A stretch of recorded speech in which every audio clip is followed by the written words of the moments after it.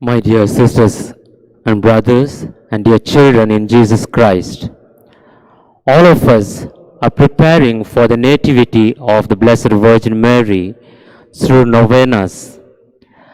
I remember my childhood days, the experience of participating in the novenas.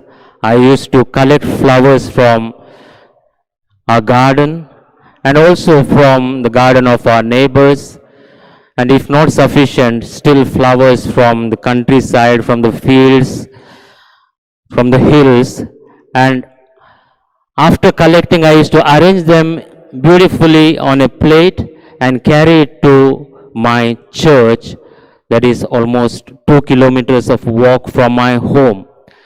And every day I used to participate in these novenas so devoutly, so happily, expressing my devotion to Mother Mary. Today we are going to reflect on the theme, Mary Most Devout. What does this mean? What is devotion?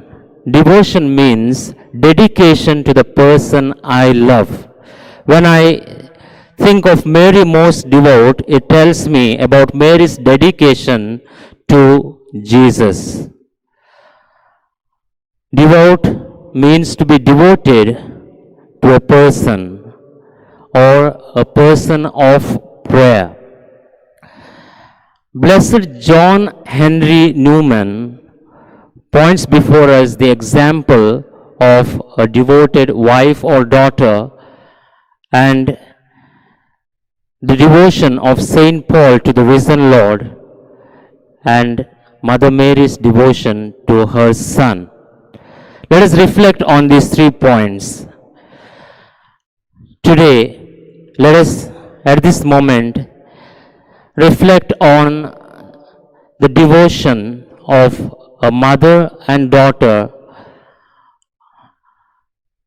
A mother takes care of her daughter very well. We are aware of it. She will bring her up very nicely, taking care of her every need.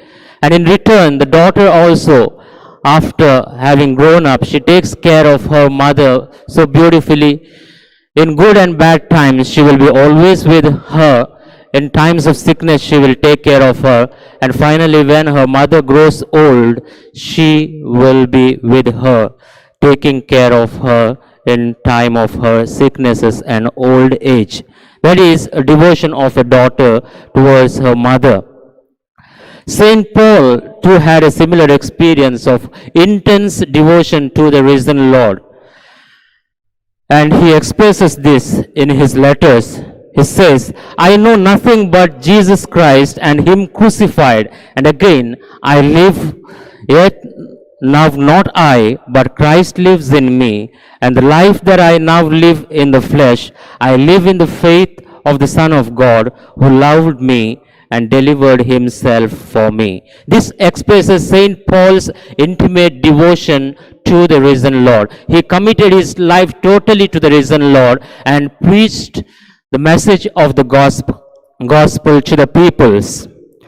Thirdly, Blessed John Henry Newman points that Mother Mary's devotion to her son was much greater than these two. Why? The reason is Mother Mary had a long intimacy of 30 years with her son. And secondly, she also was with her son, both physically as well as spiritually, at every point of her son's mission. In particular, when her son was insulted in bad times, during his passion, when he was mocked, bruised, scourged, or nailed to the cross, she felt as keenly as if every indignity and torture inflicted on him was struck at herself. She could have cried out in agony at every pang of his.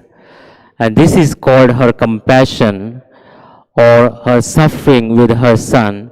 And it arose from this that she was the most devout virgin.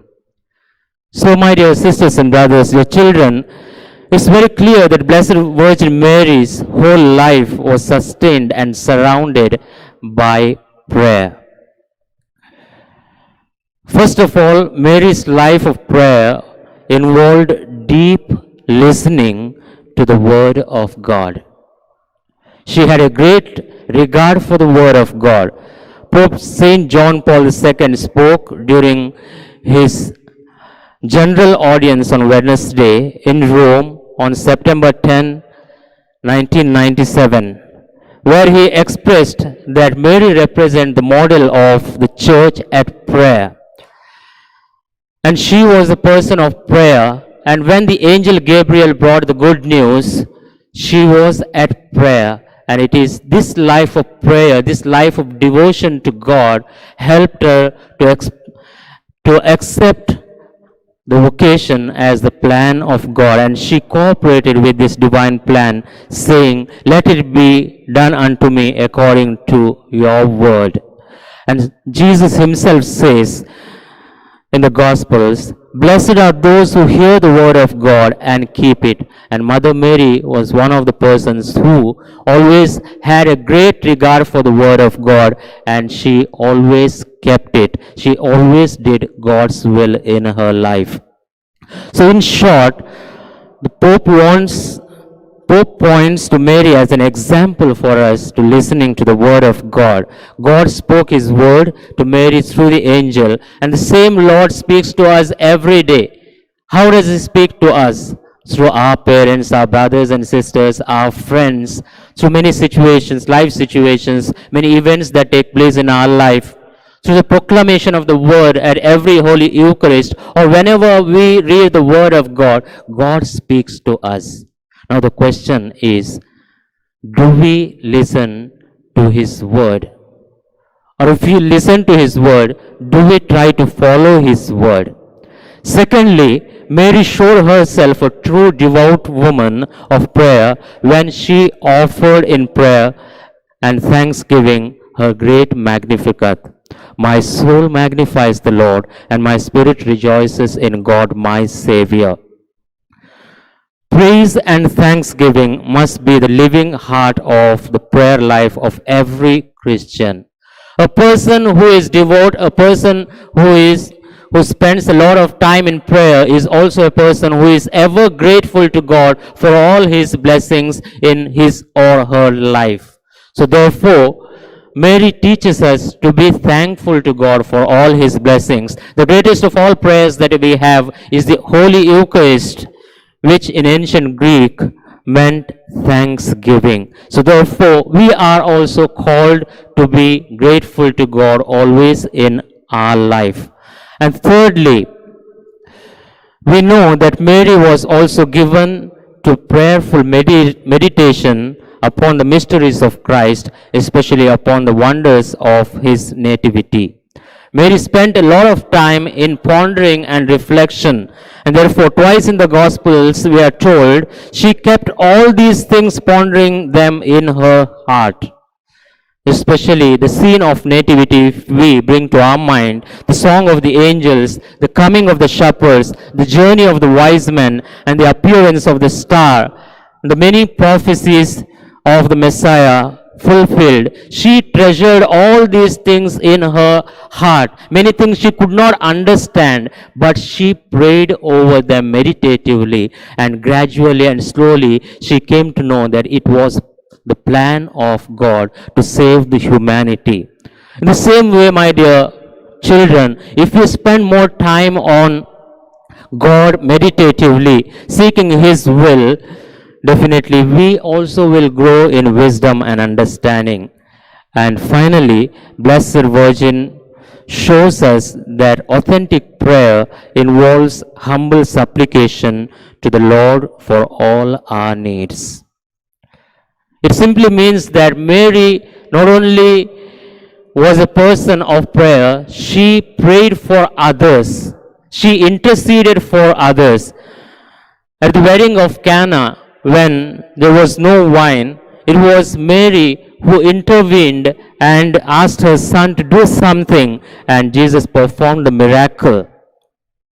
And secondly, after Christ's ascension, she joined in prayer with a community of disciples, waiting and praying for the special outpouring of the Holy Spirit by the Lord. So she was a person of prayer who prayed for others. Dear children, we say different prayers in the families. We have rosary, we have daily prayers, we have reading of the word of God. But many a times we pray for ourselves and for our families. And today Mary teaches us to pray for others. Whom should we pray for? There are many people who are not in a situation to pray for themselves. There are many people who are suffering due to various sicknesses, especially at this time of crisis where we are gripped with COVID-19. Many people are helpless. Many people are suffering from poverty.